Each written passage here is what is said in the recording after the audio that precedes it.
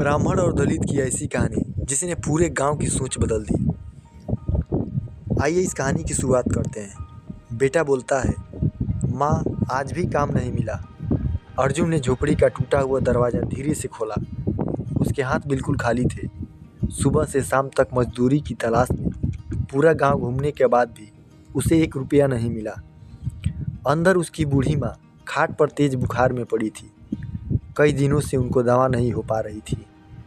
माँ ने बेटे का उदास चेहरा देखा और मुस्कुराने की कोशिश करते हुए बोली, बेटा चिंता मत कर, मैं ठीक हूँ, पहले तू कुछ खा ले। अर्जुन की आंखें भर आई। घर में खाने के लिए सिर्फ 1 रोटी बची थी। उसने वह रोटी माँ के हाथ में रख दी और खुद 1 लोटा पानी पीकर नीचे बैठ गया। आसमान की ओर देखते हुए उसके मन में बस एक ही सवाल था, क्या गरीब होने का मतलब हमेशा दुखी सहना पड़ता है? उसी गांव में पंडित हरिदास भी रहते थे।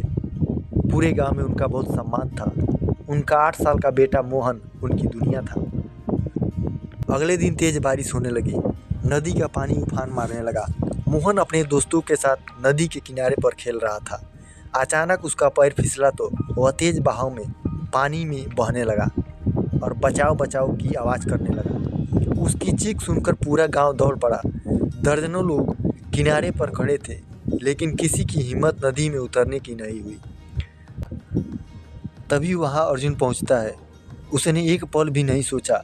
उसने अपनी जान की परवाह किए बिना उफनती नदी में छलांग लगा दी।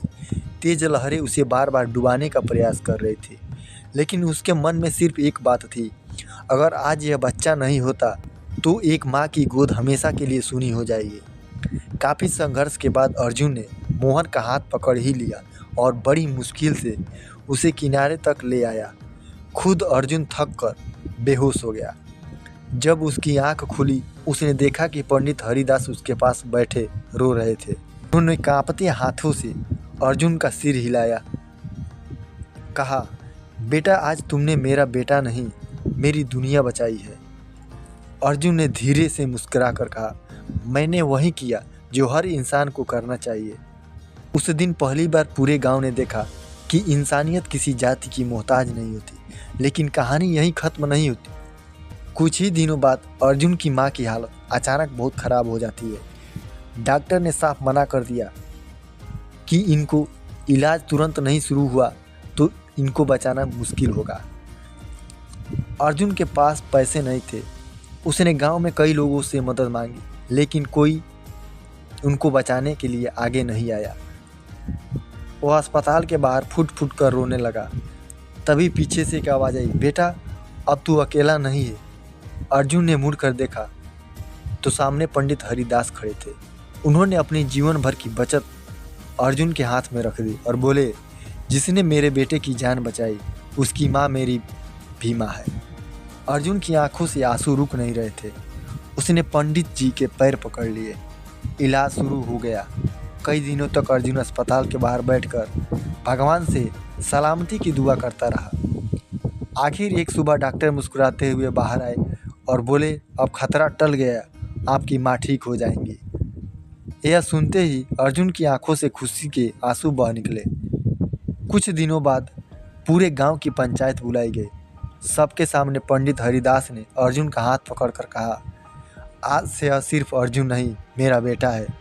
याद रखिए, इंसान की पहचान उसकी जाति से नहीं, उसके कर्म से होते हैं। कुछ पल के लिए पूरा गांव तो शांत हो गया। फिर तालियों की गूंज चारों ओर फैल गई। कई लोगों की आंखें नम थी। उस दिन से गांव बदलने लगा। लोग एक दूसरे के घर आने जाने लगे, सुख दुख बांटने लगे। बरसों से बनी परंपरा धीरे धीरे मिटने का प्रयास करने लगी। अर्जुन अक्सर अपनी माँ से कहता, माँ भगवान मंदिरों में ही नहीं, इंसान के अच्छे दिलों में भी रहते हैं। माँ मुस्कुरा कर कहती, बेटा इंसानियत से बड़ा कोई धर्म नहीं होता। तो दोस्तों, इस कहानी की यह सीख है, जन्म नहीं बल्कि इंसान के कर्म उसके सबसे बड़ी पहचान होते हैं। जहाँ दया, प्रेम और सम्मान होता है, वहीं सच्ची मानवता बसती है।